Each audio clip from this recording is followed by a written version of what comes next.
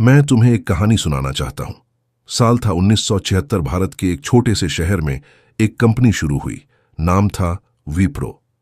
उस वक्त किसी ने अगर उसमें सिर्फ 1,000 इन्वेस्ट किए होते तो आज वो रकम 700 करोड़ रुपए के आसपास होती। अब ये सुनकर तुम्हारे दिमाग में क्या आता है? काश मैंने भी उस वक्त 1,000 रुपए लगाए होते, यही सोचता है हर इंसान। लेकिन मैं तुम्हें कुछ पूछना चाहता हूं। क्या तुम किसी ऐसे इंसान को जानते हो जिसने सच में 1976 में वाइप्रो में 1,000 लगाए थे? नहीं ना? और अगर किसी ने लगाए भी होंगे तो क्या उसने 50 साल तक उस निवेश को होल्ड किया होगा? शायद नहीं, क्योंकि पैसे कमाने से ज्यादा मुश्किल होता है पैसे को धैर्य से बढ़ने देना, और असली खेल यहीं पर छिपा है। जब मैं इन्वेस्टिंग की दुनिया में नया था तब मैंने भी यही गलती की।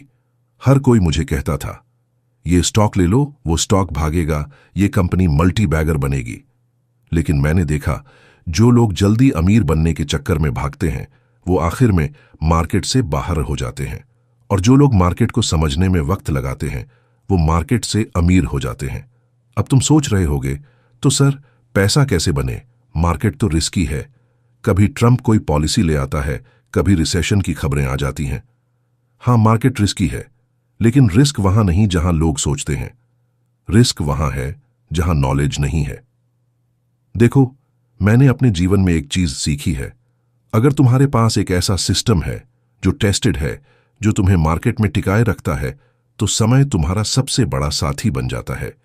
मार्केट में क्रैश आएगा, गिरावट होगी, डर लगेगा, लेकिन अगर तुमने सही प्रिंसिपल सीखा है तो यह डर तुम्हारे लिए डिस्काउंट ऑफर बन जाएगा। अब सवाल यह है कि क्या कोई ऐसा तरीका है जिससे हम इन्वेस्टेड भी रहें, ग्रोथ भी मिले और डर भी कम हो? जवाब है हां, और वो तरीका है ETF इन्वेस्टिंग। अब बहुत से लोग सोचते हैं कि स्टॉक मार्केट का मतलब होता है शेयर्स खरीदना, कभी रिलायंस, कभी TCS, कभी इन्फोसिस। लोग सोचते हैं एक शेयर खरीद लो और करोड़पति बन जाओ। लेकिन इन्वेस्टिंग का मतलब कभी गेस नहीं होता, वो होता है सिस्टम। फिर कुछ लोग म्यूचुअल फंड्स की तरफ भागते हैं। टीवी पर धोनी आता है, बोलता है म्यूचुअल फंड सही है। और हां, म्यूचुअल फंड एक सही रास्ता है, लेकिन वो भी पूरा रास्ता नहीं है। म्यूचुअल फंड के ऊपर भी एक चीज होती है, वो है ETF, एक्सचेंज ट्रेडेड फंड। अब मैं तुम्हें आसान भाषा में समझाता हूं। ETF क्या है? सोचो, तुम एक बास्केट लेते हो और उसमें टॉप कंपनीज के शेयर्स रखते हो, जैसे Reliance, Infosys, HDFC bank, TCS, ICICI, Kotak, Titan. अब वो बास्केट खुद एक प्रोडक्ट बन जाती है जिसे हम ETFs कहते हैं। तो अगर तुम वो ETF खरीदते हो तो तुम एक ही बार में उन सभी कंपनियों में हिस्सा ले लेते हो। मतलब तुम एक शेयर नहीं खरीद रहे, तुम इंडिया की ग्रोथ खरीद रहे हो। और अब इंटरेस्टिंग बात, ETF म्यूचुअल फंड की तरह डाइवर्सिफाइड होता है, लेकिन उसे तुम स्टॉक की तरह लाइव मार्केट में ट्रेड कर सकते हो। मतलब मार्केट खुला है तो ETF खरीदो या बेचो, जैसे शेयर खरीदते हो वैसे ही। ETF का मतलब है ग्रोथ विद फ्लेक्सिबिलिटी, और यही इन्वेस्टिंग का असली चार्म है। अब लोग पूछते हैं, बफेट, क्या ETF में इतना रिटर्न मिलेगा जितना स्टॉक्स में? मैं कहता हूं, शायद नहीं, लेकिन उतना स्टेबिलिटी जरूर मिलेगा जितनी जिंदगी में चाहिए। तुम्हें हमेशा याद रखना चाहिए, पैसे का खेल जीतने वाला वो नहीं जो सबसे तेज दौड़े, बल्कि वो जो सबसे लंबा टिके। ETF तुम्हें टिकने की ताकत देता है, क्योंकि इसमें तुम एक स्टॉक पर नहीं, पूरे मार्केट पर भरोसा करते हो। कभी मैंने कहा था, if you don't find a way to make money while you sleep, you will work until you die. ETF वही तरीका है, क्योंकि तुम इन्वेस्ट करते हो और फिर सोते हुए भी वो कंपाउंडिंग करता है। लेकिन ETF सिर्फ प्रोडक्ट नहीं है, ये एक माइंडसेट है। ETF सिखाता है पेशेंस, कंसिस्टेंसी और डाइवर्सिफिकेशन, यानी वो 3 क्वालिटीज जो हर सक्सेसफुल इन्वेस्टर में होती हैं। अब अगर तुम सोच रहे हो, से बफेट, क्या ETF सिर्फ अमेरिका में काम करता है? तो जवाब है नहीं। भारत में भी आज 200 से ज्यादा ETFs अवेलेबल हैं। Nifty ETFs, bank ETFs, pharma ETFs, PSU ETFs, global ETFs, हर सेक्टर, हर थीम के लिए। लेकिन यहां एक बात समझो, ETF तुम्हें करोड़पति नहीं बनाएगा अगर तुम्हारा वो सोचने का तरीका गरीबों जैसा है। ईटीएफ सिर्फ एक व्हीकल है, डेस्टिनेशन तो तुम्हारा डिसिप्लिन तय करेगा। तो आज के बाद जब कोई बोले काश मैंने 1976 में वाइप्रो में 1000 रुपए लगाए होते, तो मुस्कुराना और कहना मुझे आज ईटीएफ में इन्वेस्ट करने का मौका मिला है, वो 1976 से बड़ा अवसर है। क्योंकि आज तुम्हारे पास इंफॉर्मेशन है, टूल्स हैं, टेक्नोलॉजी है। अब कमी सिर्फ एक चीज की है, निर्णय की। जब मैंने पहली बार इंडेक्स शब्द सुना था तब मैं भी उलझ गया था। लोग कहते थे मार्केट ऊपर गया, निफ्टी गिर गया, सेंसेक्स आज टूटा। और मैं सोचता था ये निफ्टी और सेंसेक्स आखिर है क्या। समय के साथ मुझे समझ आया कि इंडेक्स सिर्फ एक नंबर नहीं होता, ये पूरे देश की आर्थिक सेहत का थर्मामीटर होता है। सोचो जरा, अगर भारत की सबसे बड़ी और सफल 50 कंपनियां एक कमरे में बैठें तो वो क्या होंगी? Reliance, Infosys, HDFC bank, ICICI, Tata Motors, Hindustan Unilever, Larsen Toubro. अब अगर इन सब कंपनियों की औसत परफॉर्मेंस का एक स्कोर बना दिया जाए तो वही होता है निफ्टी 50। यानी निफ्टी बताता है कि देश की टॉप 50 कंपनियां कैसा परफॉर्म कर रही हैं। जब वो बढ़ती हैं, निफ्टी ऊपर जाता है, जब वो गिरती हैं, निफ्टी नीचे आता है। इतना सिंपल। लेकिन असल मैजिक यहां से शुरू होता है, क्योंकि ईटीएफ इन्हीं इंडेक्सेस को ट्रैक करता है। मतलब जब तुम निफ्टी ईटीएफ खरीदते हो तो तुम एक बार में उन 50 कंपनियों के हिस्सेदार बन जाते हो। अब देखो, इंडेक्स सिर्फ एक नहीं होता, मार्केट बहुत बड़ा है और हर सेक्टर की अपनी अलग कहानी है। इसलिए इंडेक्सेस के भी 4 बड़े प्रकार होते हैं। 1. ब्रॉड बेस्ड इंडेक्सेस, जैसे निफ्टी 50, निफ्टी 100, निफ्टी 250, ये पूरे मार्केट की झलक दिखाते हैं। 2. सेक्टरल इंडेक्सेस, जैसे bank Nifty, Nifty auto, Nifty IT, Nifty pharma, ये किसी एक सेक्टर के प्रदर्शन को दिखाते हैं। अगर फार्मा कंपनियां बढ़ेंगी तो निफ्टी फार्मा भी चढ़ेगा। 3. थीमैटिक इंडेक्सेस, ये किसी इमर्जिंग थीम पर आधारित होते हैं, जैसे EV revolution, housing, clean energy. अगर इलेक्ट्रिक व्हीकल्स का बूम आएगा तो ईवी इंडेक्स ऊपर जाएगा। 4. स्ट्रेटेजिक इंडेक्सेस, ये थोड़े एडवांस्ड होते हैं, जैसे मोमेंटम इंडेक्स या लो वॉलेटिलिटी इंडेक्स, जो स्टॉक्स कंसिस्टेंट परफॉर्मेंस देते हैं, वो इन इंडेक्सेस का हिस्सा बनते हैं। अब जरा सोचो, ईटीएफ इन इंडेक्सेस का मिरर इमेज है। मतलब अगर निफ्टी बढ़ता है तो निफ्टी ईटीएफ भी बढ़ेगा। अगर बैंक निफ्टी चढ़ता है तो बैंक बीईएस ईटीएफ भी ऊपर जाएगा। और यही ईटीएफ इन्वेस्टिंग का सबसे बड़ा फायदा है। तुम्हें किसी इंडिविजुअल कंपनी पर दांव नहीं लगाना पड़ता, तुम पूरे सेक्टर या पूरे मार्केट पर भरोसा करते हो। मैंने जब अपने शुरुआती सालों में इन्वेस्टिंग शुरू की थी तो मैं बार बार यही गलती करता था। एक स्टॉक खरीदता, वो गिर जाता, फिर दूसरा खरीदता, वो भी गिर जाता। फिर समझ आया मुझे कंपनी नहीं, सिस्टम खरीदना है, और वही सिस्टम है ईटीएफ। अब मैं तुम्हें एक छोटा एग्जाम्पल देता हूं। मान लो तुम्हें लगता है कि आने वाले 10 साल इंडिया में बैंक्स बहुत ग्रो करेंगे, क्योंकि इकोनॉमी बढ़ रही है, डिजिटल पेमेंट्स बढ़ रहे हैं और हर चीज फाइनेंस से जुड़ रही है। तो क्या करना चाहिए? हर बैंक का शेयर अलग अलग खरीदना? नहीं, सिर्फ एक ईटीएफ खरीदो, बैंक बीईएस। उसमें एसबीआई भी है, आईसीआईसीआई भी है, एचडीएफसी भी है, कोटक भी है। मतलब एक ही ईटीएफ में पूरा बैंकिंग सेक्टर आ गया। अब अगर बैंकिंग सेक्टर ओवरऑल ग्रो करेगा तो तुम्हारा ईटीएफ अपने आप ग्रो करेगा। इसी तरह अगर तुम्हें लगता है कि भारत में अगले 10 साल हेल्थ केयर या फार्मा का टाइम है तो निफ्टी फार्मा ईटीएफ खरीद लो। अगर तुम्हें लगता है कि आईटी सेक्टर फिर से उड़ेगा तो आईटी बीईएस ले लो। ईटीएफ इन्वेस्टिंग का असली मजा यही है। तुम अंदाजा नहीं लगा रहे कि कौन सी कंपनी दौड़ेगी, तुम भरोसा कर रहे हो कि सेक्टर और इकोनॉमी बढ़ेगी। अब एक और खूबसूरत बात बताता हूं, ईटीएफ सिर्फ भारत तक सीमित नहीं है। तुम भारत में बैठकर भी अमेरिका, चीन, जापान या हांगकांग के टॉप स्टॉक्स में इन्वेस्ट कर सकते हो। कैसे? ग्लोबल ईटीएफएस के जरिए। उदाहरण के तौर पर एक ईटीएफ है मोतीलाल ओसवाल नास्डॉक 100 ईटीएफ। अगर तुम ये खरीदते हो तो तुम भारत में बैठे बैठे अमेज़न, एप्पल, गूगल, माइक्रोसॉफ्ट जैसे जायंट्स में हिस्सा ले रहे हो। कितना अद्भुत है ये। और अब जब तुम ईटीएफ को समझ चुके हो तो एक सवाल अपने आप उठता है, इनमें से कौन सा ईटीएफ खरीदा जाए? देखो, इन्वेस्टिंग में सही ईटीएफ वही है जो तुम्हारी अंडरस्टैंडिंग और कन्विक्शन से मेल खाए। अगर तुम इकोनॉमी में विश्वास रखते हो तो निफ्टी 50 ईटीएफ। अगर तुम्हें नेक्स्ट जेन कंपनीज पर भरोसा है तो निफ्टी नेक्स्ट 50 ईटीएफ।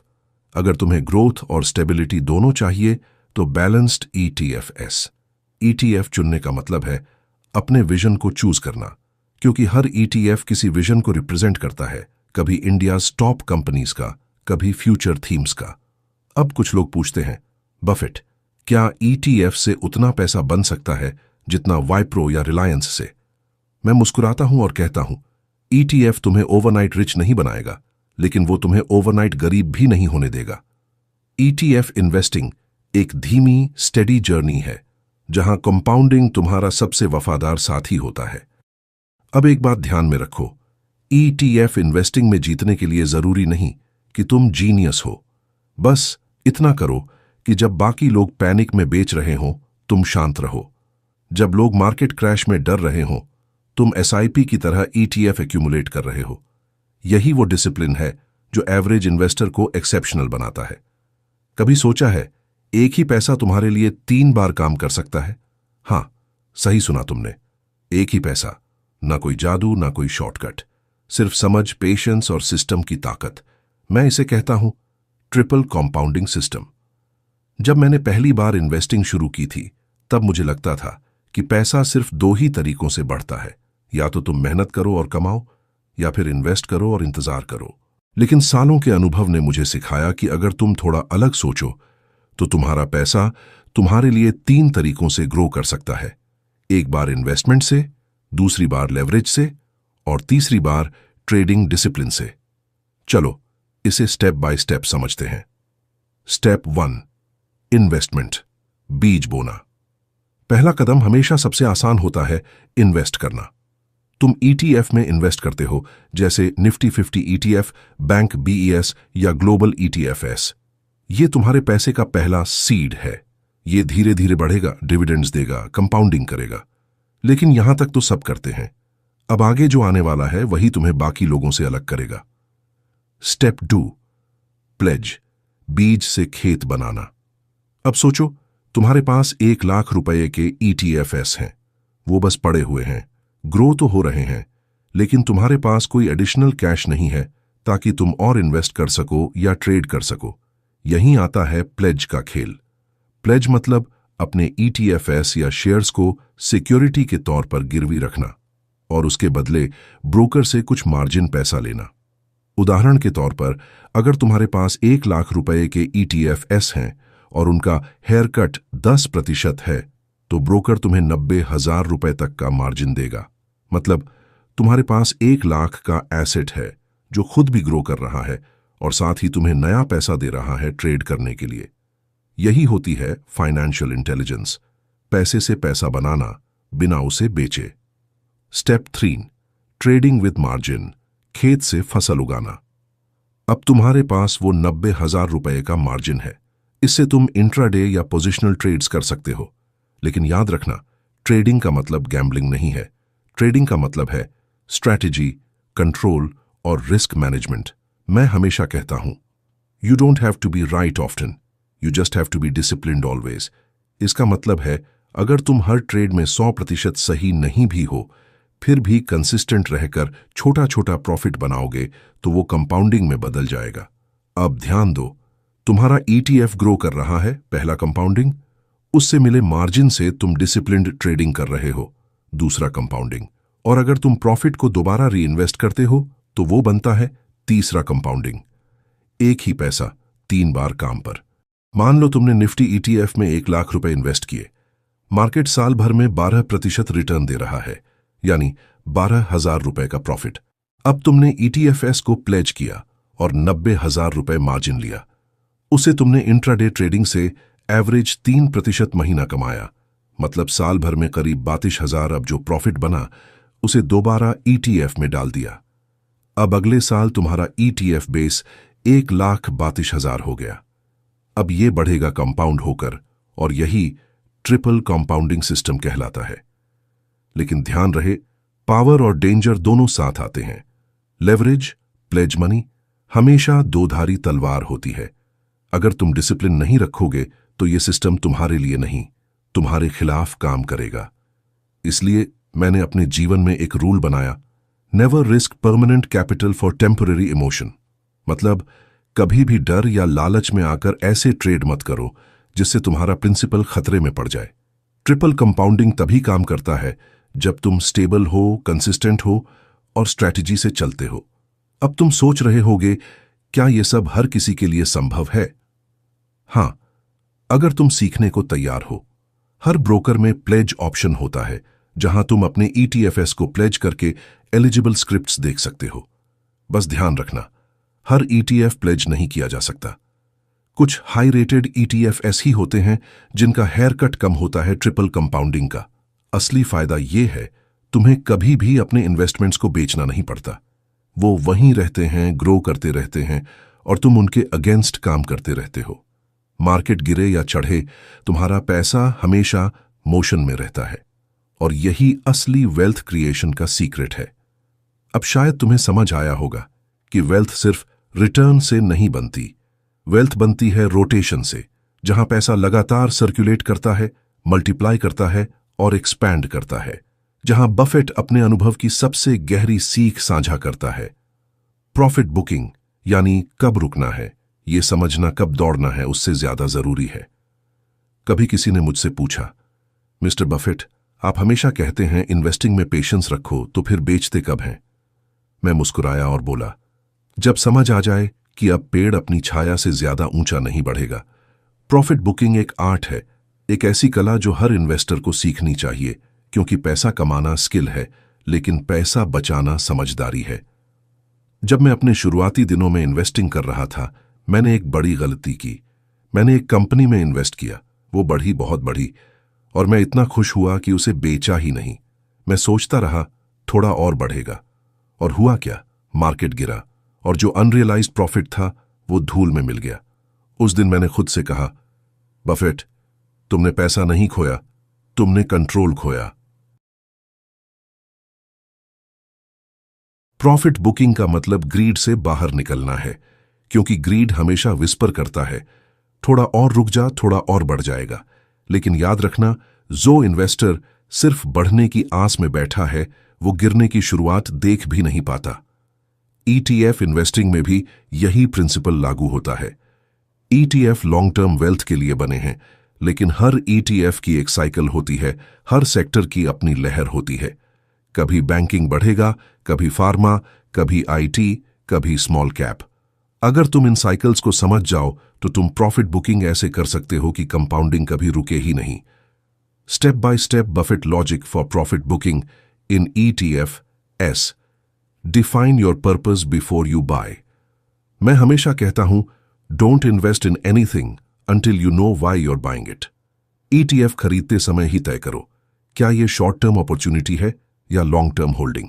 अगर तुमने फार्मा ETF सिर्फ एक साल के ट्रेंड के लिए लिया है तो 20 से 30% गेन पर निकल जाना बेहतर है। लेकिन अगर तुम निफ्टी 50 ETF में इकोनॉमी के भरोसे बैठे हो तो उसे सालों तक पकड़ना ही समझदारी है। 2. यूज द 20 से 25% रूल। अगर तुम्हारा ETF लगातार बढ़ रहा है और 20 से 25% तक प्रॉफिट दे चुका है, तो उस प्रॉफिट का एक हिस्सा निकालो, 20 से 25% कैपिटल, बाकी छोड़ दो ग्रो होने के लिए। इससे तुम्हारा प्रॉफिट सुरक्षित रहेगा और कंपाउंडिंग भी जारी रहेगी। मैं इसे कहता हूं, protect the seed, let the forest grow. 3. Watch for sector rotation. Her bull market में सेक्टर्स बदलते रहते हैं। एक समय बैंकिंग चमकेगा, फिर आईटी, फिर मेटल्स। ईटीएफ के जरिए तुम्हें यह देखने की कला आनी चाहिए कि कौन सा सेक्टर अब मैच्योरिटी में पहुंच चुका है और कौन सा सेक्टर अभी उठने वाला है। जैसे अगर पिछले साल आईटी ने 40% रिटर्न दिया है, तो अगला साल शायद फार्मा या इंफ्रास्ट्रक्चर का हो सकता है। ऐसे में आईटी ईटीएफ से थोड़ा प्रॉफिट बुक करके फार्मा ईटीएफ में शिफ्ट करना समझदारी है, क्योंकि money never sleeps, it rotates. Chess, don't sell out of fear, sell out of logic. Market गिरता है तो डर लगना नॉर्मल है, लेकिन डर में बेचने वाला इन्वेस्टर कभी रिच नहीं बनता। प्रॉफिट बुकिंग प्लान से होनी चाहिए, पैनिक से नहीं। अगर मार्केट गिर भी रहा है लेकिन तुम्हारा ईटीएफ फंडामेंटली स्ट्रांग इंडेक्स को ट्रैक कर रहा है, जैसे निफ्टी 50 या बैंक बीईएस, तो उसे होल्ड करो, क्योंकि ईटीएफ हमेशा रिकवर करता है। 5. Reinvest your profits. Profit book किया मतलब पैसा निकाल लिया, लेकिन उसे खर्च नहीं करना है, उसे रीइन्वेस्ट करना है, क्योंकि कंपाउंड इंटरेस्ट का असली जादू तब दिखता है जब प्रॉफिट भी प्रॉफिट बनाना शुरू करता है। मेरा एक सिंपल रूल है, never consume your profits, recycle them. अब मैं तुम्हें एक छोटी कहानी सुनाता हूं। साल 2013 में जब सब लोग डर रहे थे कि इंडियन मार्केट क्रैश होने वाला है, कुछ लोगों ने ईटीएफ बेच दिए। मैंने नहीं बेचे, क्योंकि मुझे पता था डर सिर्फ शॉर्ट टर्म होता है, ग्रोथ परमानेंट होती है। सिर्फ अगले 3 सालों में निफ्टी ईटीएफएस ने 40% से ज्यादा कंपाउंडेड रिटर्न्स दिए। जो लोग डर में निकले वो रिग्रेट में जिए, जो लोग समझदारी से रुके वो आज पैसिव इनकम एंजॉय कर रहे हैं।